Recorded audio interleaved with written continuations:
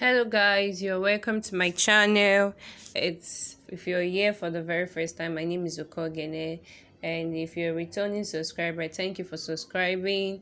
If you're watching the video, if you find it very helpful, please give this video a thumbs up. So today I'll be teaching you how to make the basic trouser pattern for a female. The basic trouser pattern for a female, and you'll be needing certain measurements which will be on the screen. So what you saw me doing is I had to mark 3 inch before I took the waist measurement. So you mark 3 inch at the base before taking the waist measurement. So your waist measurement divided by 4 plus 2 inches is what you're going to mark out, which I did at this point, and then I took the waist to the crotch depth. So if you don't know your crotch depth, just do your waist to hip plus 2 inch, which will be your crotch depth, and then you rule a straight line connecting the waist to the crotch depth.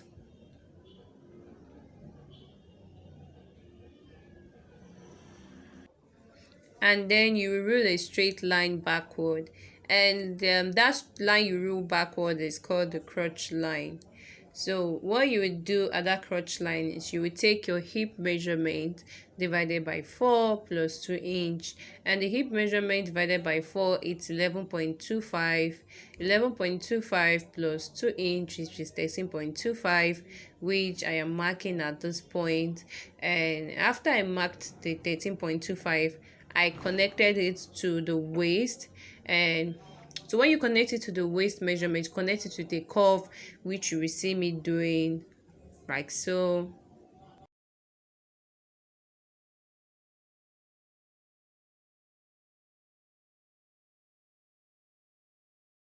So for the curve at the pants, that curve that we have at the trouser, how you can get it is you will divide your hip divided by 8. So our hip divided by 4 is already 11.25. You divide 11.25 by 4 again, and that's what you're going to add at that point. And when you add the inches at that point, you will rule a straight line, which you'll be seeing me doing right now.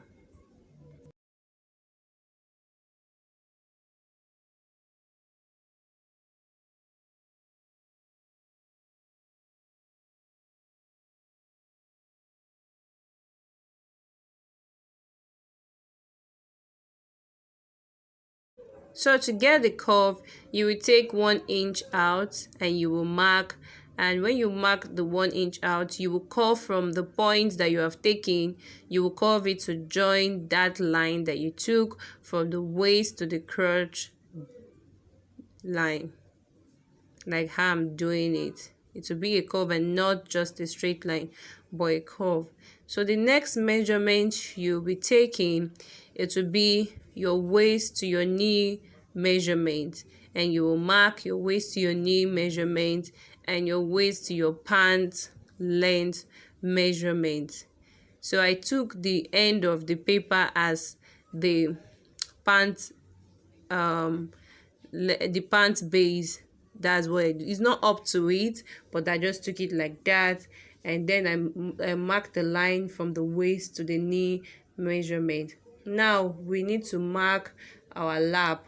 So for our lap measurement, before we mark it, we'll get the midpoint from that crotch line. We have to get the midpoint and we'll mark it, and then we'll rule that crotch line straight down to get a straight line. We really straight line down to get an even measurement for both sides. So what we'll do is at the lap measurement, we take it both side, the knee measurement both side, and the ankle measurement both side, and that's what we are going to do.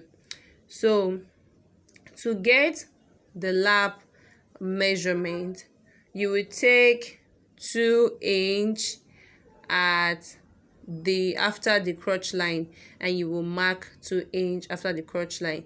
That's where you're going to take your lap measurement, and then you will rule the line. So you will divide your lap measurement divided by 2 or divided by 4. So if you divide it by 2, you will take half of it one side and half of it the other side. For example, your lap measurement is 22, you will divide it by 2, which is 11. So the 11, you're going to take 5.5 one point, 5.5 the other side. So that's what you're going to do. So for the lap measurement here, I took the measurement at the other point. So for each point, I added half an inch for allowance at the point for the lap, and I took half an inch too, and I marked. Then I went over to the knee, and the knee measurement is 18. 18 divided by 2 is 9. 9 divided by 2 is 4.5.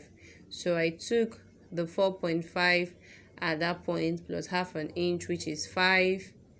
I took the other point too, which is 5. And I did the same thing at the ankle. The ankle is 12. I divided it by 2, which is 6, divided by 2, which is 3. I took 3.5 at that point, and I took another 3.5 at that point. And then I went ahead to connect the lines together. So after connecting the line, you go ahead to cut the pattern, and this pattern is for the front pattern. The next one will be cutting will be for the back. So we'll cut the front before we cut the back. So this is for the front.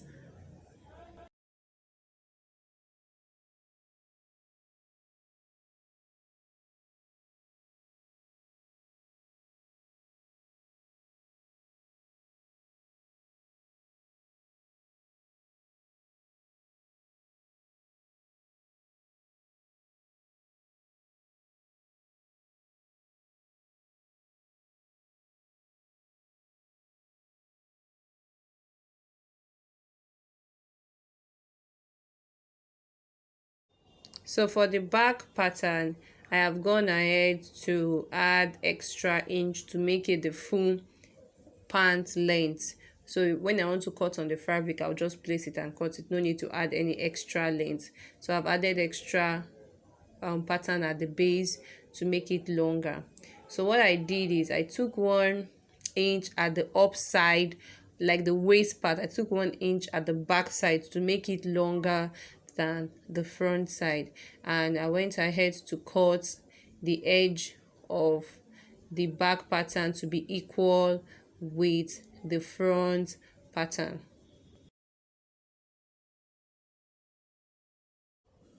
So at the base, at the waist part of the measurement, I will slant the back side down to the side pattern, and I will slant the front side down to the crotch line pattern. So that's what I'm doing. You could see that I've slanted the back. So for the front, I took half an inch to slant. Some take 1, but I use half an inch to slant at that front, which I mark.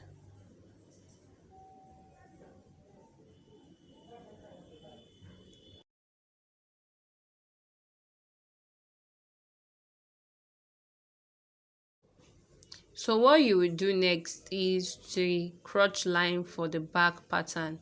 Now, if you could remember, the front pattern, we divided the hip by 8. So we divided the hip is already 11.25 by 4, which is 11.25. We divided it again into 4. But instead of us to divide into 4, we'll be dividing the front into 2. So let's say your hip is 40. 40 divided by 4 is 10. 10 divided by 2 is 5. So you will connect the 5 from the previous crotch line, which is at the front pattern. You will mark it, and after you mark it, you will take 1 inch at the front pattern, so you can slant it to meet the back pattern. So this is what I did. I took 1 inch at that point, and after I took that 1 inch, I curved it like so.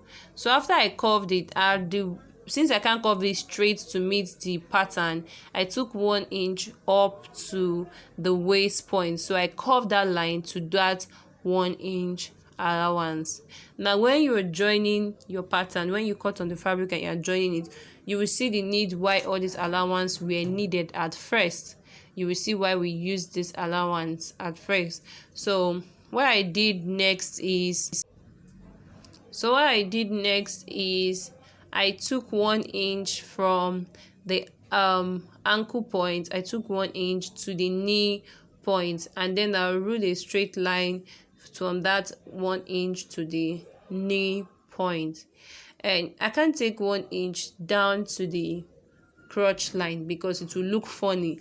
Instead of it to be straight, it will be curvy kind of. It will not look nice and it will not come out nice. So what I did was I took after taking the 1 inch down to the knee point, I ruled the knee point straight line to meet the crotch line, which you will see me doing.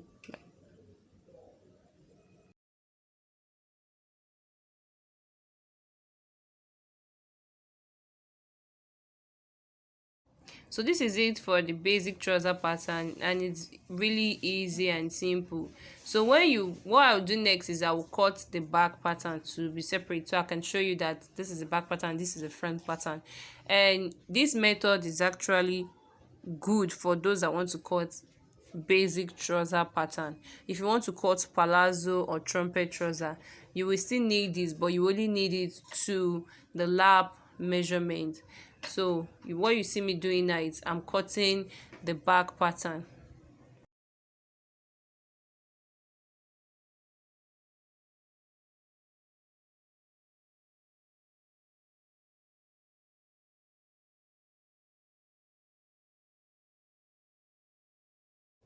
So I'm gonna head to cut the back pattern, and this is the front and the other one is the back.